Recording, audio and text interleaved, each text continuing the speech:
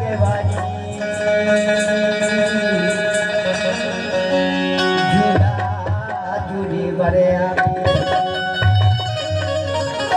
आवे ना अरे बार झूले ना रे बार झूले ना राम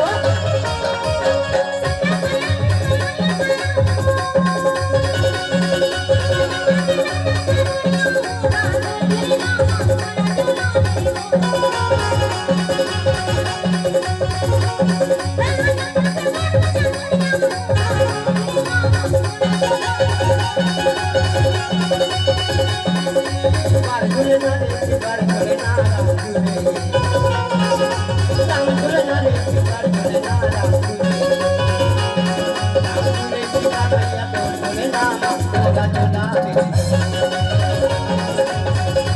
सीता मैया तो झूले ना होगा झूला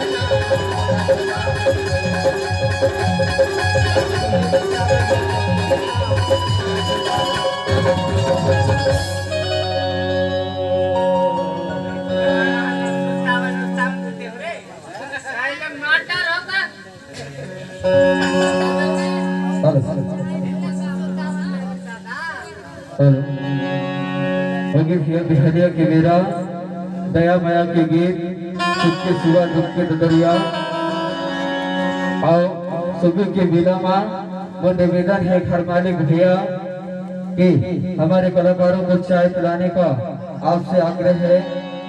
जो मंच में कलाकार होंगे एक बार चाय पिला दें ताकि उनके सम्मान को हासिल करने का प्रयास कर सकेंगे। और तब तक लीजिए आप सभी के बीच पुनः आमंत्रित कर रहे हैं आदरणीय भाई गुंडालाल यादव जी को पुनः मंच में आमंत्रित करेंगे कि हमारे आज के कार्यक्रम में जो गीत फरमाइशी में बाकी है उन्हें एक एक कड़ी में पूरा करने के लिए आपसे आग्रह कर रहे हैं। जैसे बहुत देर से एक गीत जनता के जलभाजी बारी से मेरा ये गीत बहुत देर से पेंडिंग में है।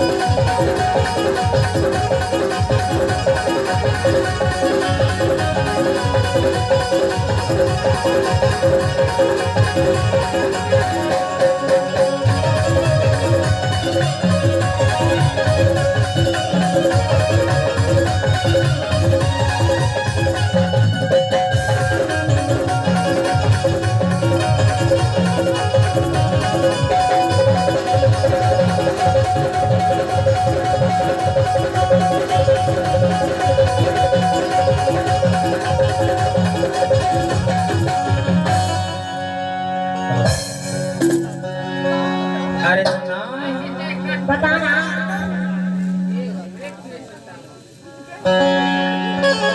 हेलो, बताना। अरे सुना माया वाले राखी जी, काहे? अरे तभी तो कहता ना काहे की खास? काजल जी, काहे बा? हाय हाय, आज चकोड़ा भाजी की चेंज भाजी खवाबे का वो खाना। जो भाजी रखाबे वही भाजी रखाऊंगा। देखना होगी बिहानिया की बेरा पगली, तभी तो मैं तो गीत के माध्यम से